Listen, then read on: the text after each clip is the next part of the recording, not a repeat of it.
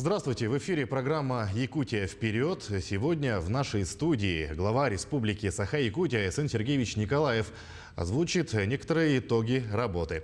Айсен Сергеевич, здравствуйте. Здравствуйте. Начнем наш разговор с вопросов, связанных с санкционным давлением западных стран. В этой ситуации в Якутии тоже возникают определенные трудности.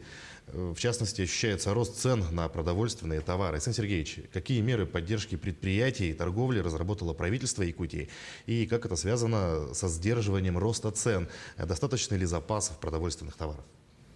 Безусловно, такая, знаете, антироссийская истерия, санкции со стороны западных стран в отношении нашей страны, конечно же, привели к тому, что ряд логистических таких коридоров по поставкам продовольственных, непродовольственных товаров в страну, он сейчас временно не действует, сейчас принимается решение по их изменениям. И вот в этот период, к сожалению, мы сейчас наблюдаем, в том числе из-за изменения курса доллара, который был особо ощутим где-то с месяца назад, серьезное повышение цен по ряду продовольственных и непродовольственных товаров. Мы с самого начала приняли достаточно оперативные меры.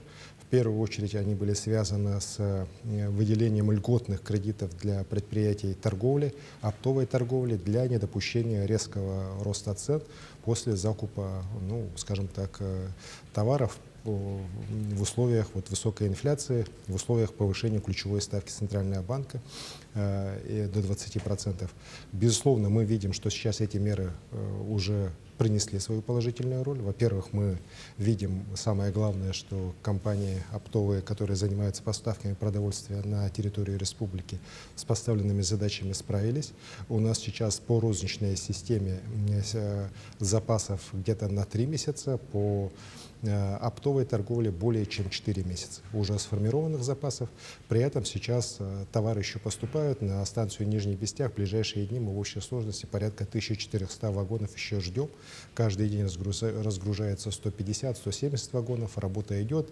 По моему поручению по зимникам сейчас режим работы их продлен. Мониторится состояние льда на каждой из них. И в принципе вот сейчас пока все работает по перевозкам, мы видим, что планы выполняются. И самое главное, еще раз говорю, что сегодня закуп осуществлен, мы понимаем, что у нас дефицита продовольственных товаров не будет ни в Якутске, ни на других территориях.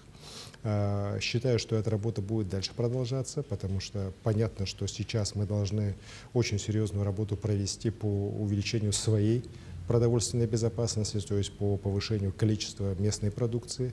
Это и овощи, это и продукция животноводства, растениеводства. Работа здесь будет проводиться. Сейчас уже даются ряд поручений. В том числе я дал поручение для поддержки наших селян, чтобы личные подсобные хозяйства, которым мы с прошлого года платим по 35 тысяч рублей за дойную корову, в этом году смогли сдавать молоко уже заготовителям по цене не ниже 20 рублей, при этом 10 рублей за литр будет датировать государство.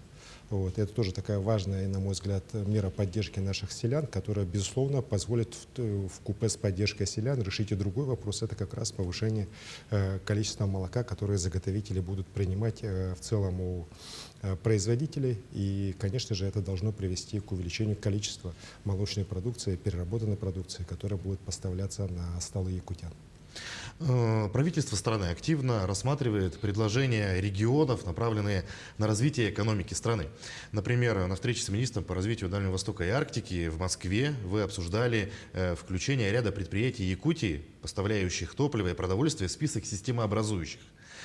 Кроме того, прошел ряд встреч в федеральных органах власти и с представителями госкорпораций и институтов развития. Расскажите об этих встречах подробнее.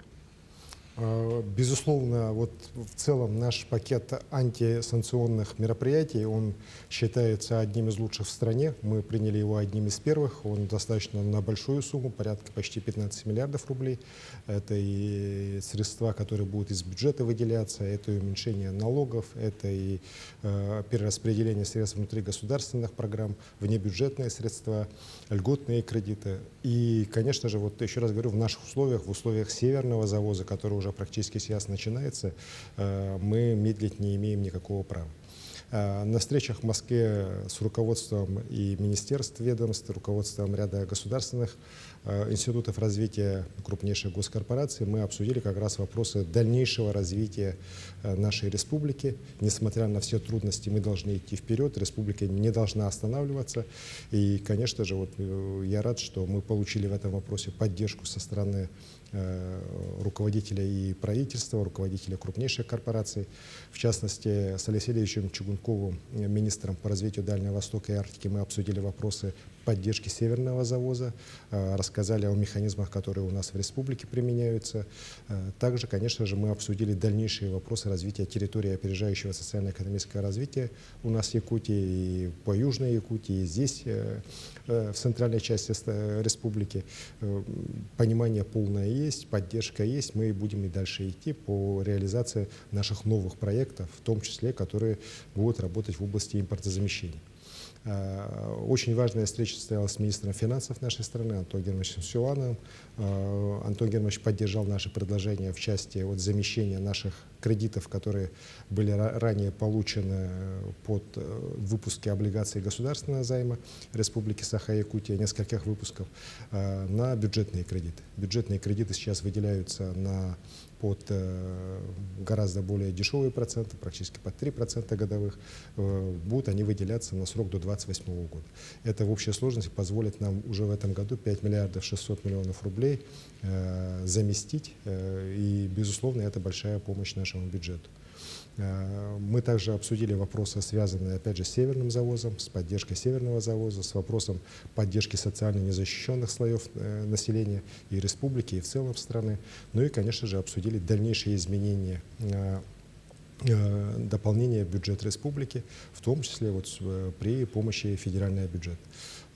Безусловно, Антон Германович Силуанов, как руководитель наблюдательного совета «Алроса», не мог не остановиться на вопросах, в том числе и дальнейшее функционирование компании «Алроса». Мы этот вопрос тоже очень достаточно подробно обсудили и согласовали ряд своих действий.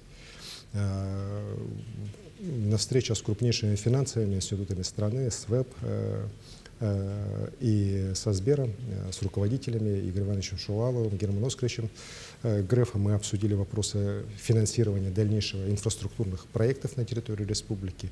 Это не только Ленский мост, но и крупнейшие социальные объекты республики, школы.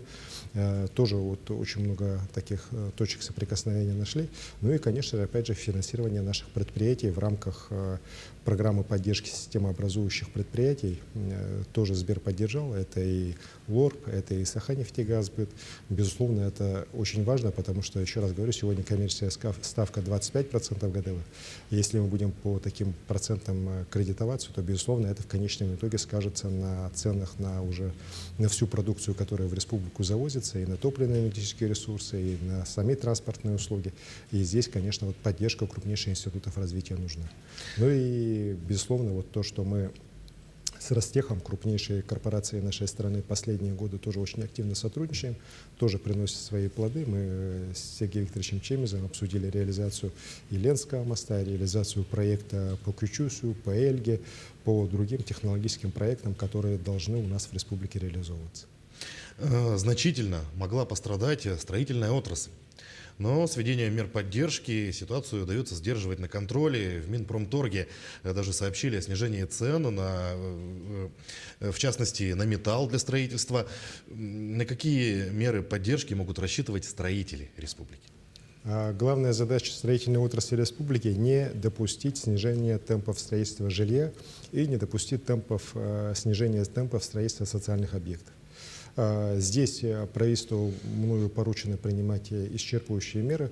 В первую очередь, конечно же, уже принят ряд мер, которые позволят сегодня увеличить авансирование. И по республиканским стройкам, сейчас на уровне федерации такие решения приняты, по федеральным стройкам.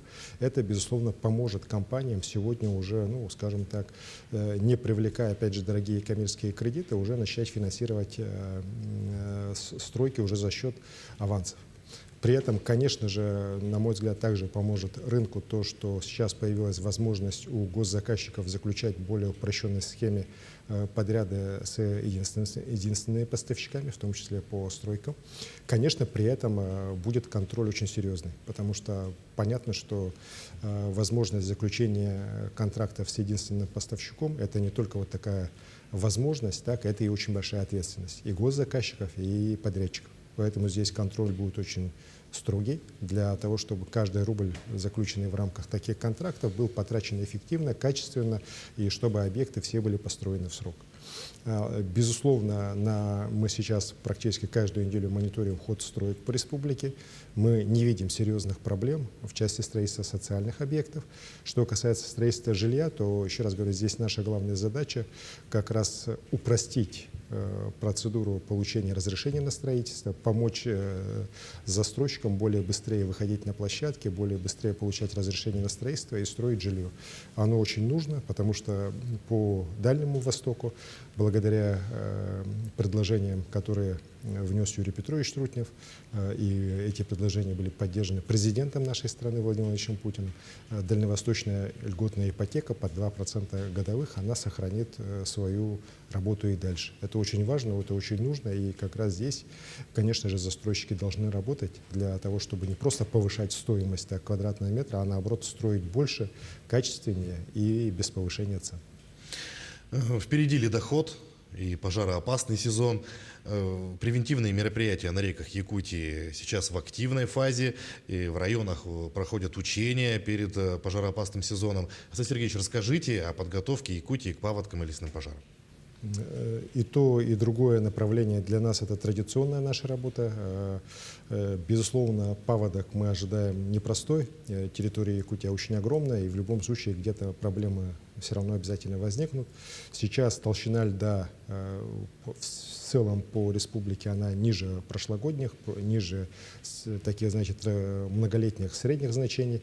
При этом, конечно, мы не расслабляемся, потому что как раз тонкий лед иногда тоже может очень серьезно вот как раз крошиться, накапливаться и создавать большие такие заторы, которые, наоборот, очень сложны для разрушения, потому что взрывать их абсолютно бесполезно. Это вот та ситуация, которая здесь под Якутском, например, была в 2018 году, весной 2018 года. И здесь работа тоже проводится по зачернению, по льда, по распиловке. Работы идут строго по графику. Завозится взрывчатка на те места, которые мы тоже традиционно считаем местами возможных заторов, для того, чтобы паводок по территории республики прошел максимально, ну, скажем так, с наименьшими потерями. Очень серьезную работу мы должны сейчас провести и проводим ее по подготовке к пожарному сезону. Наша главная задача — снизить на 50% площадь, пройденную огнем в лесах республики по сравнению с прошлым годом. Здесь нам очень помогают те решения, которые принял наш президент Владимир Владимирович Путин, благодаря которому правительство Российской Федерации кратно, в несколько раз увеличило финансирование отрасли, в том числе и Якутии, именно на подготовку к лесным пожарам. Сегодня уже набираются и заканчивается набор новых людей в Якутлесресурсы, в авиалесоохрану. Это сотни и сотни людей во многих районах республики. Сейчас проводится их подготовка уже, закупается обмундирование, закупается специальная техника именно для их оснащения. Это все идет в рамках, еще раз говорю, дополнительного финансирования, выделенного федеральным правительством. Со стороны республики тоже на подготовку к пожарам выделен практически 1 миллиард рублей дополнительно по сравнению с прошлым годом. Это тоже кратное увеличение. В первую очередь выделяются средства на увеличение группировки по службе спасения, потому что кроме лесных пожаров мы должны тушить так называемые еще ландшафтные пожары, вот эти территории, которые, не относясь напрямую к лесам, все равно находятся в непосредственной близости от наших сел, городов и тоже создают прямую явную угрозу жизни и здоровью людей. Здесь тоже дополнительные силы набраны. Сейчас ведется оснащение. Большую работу сейчас проводит наш штаб во главе с Дмитрием Дмитриевичем Садовниковым. Идут учения, вот вы правильно заметили, по ряду районов. К сожалению, мы видим, что по некоторым муниципалитетам еще определенная расхлябанность есть. Ну, будем принимать меры, приводить людей в чувство для того, чтобы к началу пожароопасного сезона республика, каждый ее район был максимально готов к непростому сезону. так как вот здесь синоптики практически единодушны, все говорят, что лето оно будет не сильно отличаться от прошлогоднего, жаркого, засушливого лета, и мы должны быть к этому готовы. Мгм. Обстановка по ковиду в республике остается стабильной, однако режим повышенной готовности все-таки сохраняется. Какие ограничения по ковиду остаются в силе в республике? Плюс ко всему в мире отмечаются вспышки новых мутаций инфекции. Возможен ли рост заболеваемости в Якутии? Безусловно, мы сейчас с очень большим вниманием следим за развитием ситуации в ряде стран, в ряде регионов страны, связанных с функционированием вот этого нового штамма вируса, коронавируса. Ну, это сейчас пока все равно мутировавший омикрон. Вот, и, в принципе, мы не ожидаем, что он какие-то фатальные последствия может принести. Вместе с тем, конечно, здесь надо быть готовым к любому развитию ситуации. Болезнь очень коварная, и ее распространение тоже может резко, скажем так, усилиться. Поэтому в целом по стране вот как раз режим повышенной готовности не снимается. У нас в Якутии практически все ограничения мы сняли, кроме вот масочного режима, социального дистанцирования, механизмов согласования с главным санитарным врачом республики, проведения крупных общественных мероприятий с числом участников свыше 500. Я считаю, что это необходимый такой минимум, который надо держать. У нас все равно каждый день заболевает чуть более 300 человек. Вот. Это тоже достаточно значительное число. Так, мы входим сейчас в двадцатку по количеству заболевших. Вместе с тем, еще раз хочу подчеркнуть, что большинство заболевших, это подавляющее большинство заболевает омикроном, все-таки более легкой форме. Вместе с тем, 90% почти заболевших — это невакцинированные люди. Поэтому здесь я еще раз обращаю внимание, многие к этому относятся как будто уже прошедшему времени, да, омикрону, вообще в целом коронавирусу, но вакцинироваться и ревакцинироваться надо. Болезнь-то никуда не ушла, и сезонные ее вспышки, они вполне себе очень могут принести к тяжелым последствиям. Поэтому здесь, несмотря на, скажем так, значительное улучшение ситуации, все-таки надо быть готовым, и все-таки меры, скажем так, безопасности все-таки соблюдать. Поговорим о транспортной отрасли. Каких достижений нам ждать в текущем году по нацпроекту «Безопасные и качественные автомобильные дороги»? Повлияют ли санкции на масштабный ремонт в столице республики и в целом на дорожном строительстве? Многих якутян волнует вопрос субсидированных авиаперелетов. Будут ли расширена программа? Мы уверены, что никакого сокращения по объемам строительства и ремонта дорог у нас в Республике Саха-Якутия не будет допущено по региональным и муниципальным дорогам. Работы все выполняются строго по графику. По городу Якутску у нас порядка 30 с лишним километров должно делаться, по республике свыше 200 километров дорог региональных. Все работы законтрактованы, уже начинаются. По Якутску мы это видим, ощущаем все. Так, конечно, достаточно серьезные неудобства есть, но вместе с тем мы все понимаем, что это крайне важно, крайне нужно на десятки лет вперед. Вот главное, скажем так, транспортные артерии Якутска отремонтировать, и не просто отремонтировать, а реконструировать и привести их в соответствие со статусом нашей столицы нашей республики. Очень надеюсь, что все работы будут завершены в срок и будут сделаны на высоком таком, уровне. Что касается авиации, авиация, конечно, получила очень серьезный удар в рамках санкций. У нас в стране самолеты, в большинстве своем лизинг взяты у иностранных компаний, в том числе и много самолетов авиакомпании «Якутия». Сейчас принято общестрановое решение, что они все сейчас переведены в российскую юрисдикцию. При этом лизинговые платежи и так далее, они все будут делаться в рублях на специальные счета лизингодателей. Сейчас ведется работа по налаживанию системы технического обслуживания самолетов класса особенностей Boeing, Airbus на территории Российской Федерации. По субсидированным билетам внутри республики мы сейчас дополнительно принимаем решение по увеличению субсидированных рейсов, билетов на арктические территории. Это, я считаю, очень важно, очень нужно для того, чтобы люди могли в Арктику летать все-таки за разумные деньги, а не по крайне высокой стоимости. Но и очень надеемся, что все-таки та поддержка авиакомпании «Аврора», которая сейчас проводится федеральным правительством, она все-таки приведет к тому, что уже поддержка будут пользоваться не только межрегиональные перелеты, например, вот сейчас началась продажа Якутск-Хабаровск, Якутск-Чита, но и уже рейсы внутри региона, в том числе вот наши внутри республиканские рейсы. Вот. В этом направлении мы тоже ждем помощи федерального правительства, но при этом, еще раз говорю, мы до решения этого вопроса сами будем помогать нашей авиации максимально такие рейсы делать по льготным ценам. Символичным и приятным событием марта в Якутии стала выписка тройни из столичного перинатального центра. Вы встречались с матерями, где они рассказали о своих предложениях в год матери. Какие моменты вы подчеркиваете в этом году, какие задачи ставите перед правительством? Безусловно, в год матери поддержка материнства, поддержка детства должна, несмотря на все трудности, усиливаться. Вот дополнительные меры в рамках объявленного мною года матери в Республике Саха-Якутия составят порядка $1 миллиарда рублей. Эти средства сейчас у нас в бюджете заложены, уже появились, работа по ним началась. Это и поддержка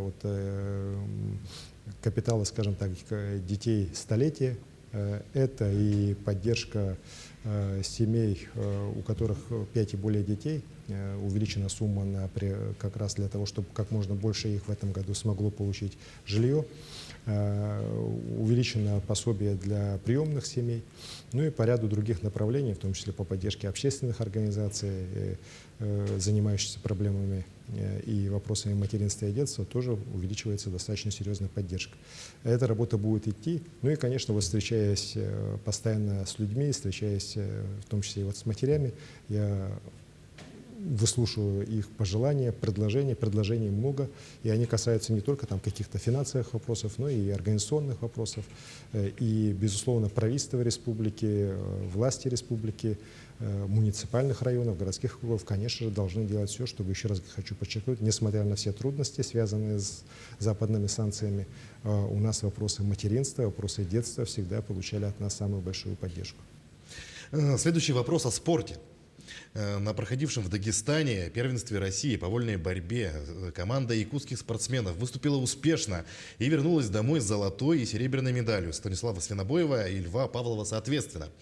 А особенно отличился Владимир Егоров, выступавший как легионер за команду Северной Македонии на чемпионате Европы.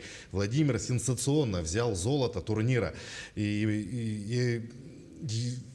Это первое золото Европы за 34 года, которое покорилось якутянам.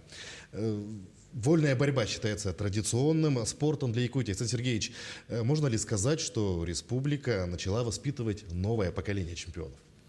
Ну, здесь бы я еще добавил, что Эдуард Григорьев на том же чемпионате Европы занял 3-е место, так завоевал бронзу, причем он в полуфинале вел с очень большим преимуществом против армянского спортсмена. И на самом деле, ну, я, например, как любитель борьбы, видел эту схватку в интернете, ну, считаю, что, конечно, его засудили. Вот. Ну, немножко не повезло, скажем так. И уверен, что победы будут еще у Эдуарда и у других наших борцов. Здесь я что хочу подчеркнуть. Конечно же, мы, Федерации спортивной борьбы республики, планомерно занимаемся подготовкой спортсменов молодых, нового поколения спортсменов, которое должно выстрелить. Уверен, что вот те санкции, которые сейчас введены также и против спортсменов России, они рано или поздно будут сняты. К этому моменту, еще раз хочу подчеркнуть, мы, якутяне, должны быть во всеоружии. Так, наши борцы. Очень хорошие результаты. Вот и Свинобоева, и Павлова, они говорят о том, что у нас хорошая замена растет. Свинобоев уже 2-й раз стал, защитил титул чемпиона России. Это уже показатель мастерства большого. Павлова все впереди, он еще, если не ошибаюсь, минимум еще 2 года может бороться в этом возрастной категории, или даже 3 года. И, соответственно, и вот, на мой взгляд, тоже, если вот он будет также планомерно заниматься, также относиться ответственно к борьбе, то его тоже ждут большие победы. В целом еще есть ряд других спортсменов. Я считаю, что вот та политика, которую мы сейчас проводим, еще раз говорю, по подготовке спортсменов, в том числе с привлечением к нам выдающихся мастеров вольной борьбы для подготовки наших спортсменов, постоянные выездные сборы, в том числе в республиках Северного Кавказа, они вот все-таки начинают приносить свой результат. Уверен, что победы у нас будут еще впереди, и, конечно, вот те славные традиции, которые заложены Романом Дмитриевым, Павлом Пинигиным, Александром Ивановым, последние годы, например, и Виктора Лебедева можно вспомнить, они будут нашими молодыми спортсменами, новым поколением продолжены. В завершении к еще одной приятной теме. 27 апреля Якутия встретит свой юбилей. Нашей республике исполнится ровно 100 лет. Была проведена презентация юбилейных мероприятий. Александр Сергеевич, какие мероприятия к столетию автономии Якутии вы считаете самыми значимыми? Ну и что хотите пожелать якутянам в преддверии праздника? Безусловно, 27 апреля, День Республики, это большой, великий праздник. И в этом году он особо важен. Это все-таки 100 лет Республики Саха-Якутия, 100 лет автономии якутской. И, безусловно, в рамках них будут проводиться ряд мероприятий. Несмотря на все сложности, мы приняли решение, что и будут и концерты праздничные, будут и театрализованные выступления, представления. Безусловно, будет и возложение памятникам основателей нашей Якутии, якутской автономии. Это большой праздник не только в масштабах Якутии, но и в целом страны. Недаром президент страны подписал в свое время указ о праздновании 100 лет ЯССР. И уверен, что праздник пройдет на самом высоком организационном уровне. Конечно же, главная его задача — сплотить нас еще. Мы должны не только, скажем так, вспоминать, что у нас было за 100 лет хорошего, так, мы должны планировать свою работу и дальше. Время сейчас далеко не простое, сейчас на самом деле меняется весь мир, контур мировой политики, и, безусловно, Якутия, как крупнейший субъект нашей великой страны, свое место в идентичности нашего российского государства, конечно же, должна найти, и уверен, у нас все получится. Вот. Главное здесь не останавливаться, главное верить в себя и идти вперед. Александр Сергеевич, спасибо, что нашли время, пришли к нам и ответили на наши вопросы. Желаем вам дальнейших успехов в вашей работе. Спасибо. Глава Якутии Сэн Николаев озвучил основные итоги работы, но мы продолжим следить за развитием событий. Оставайтесь с нами.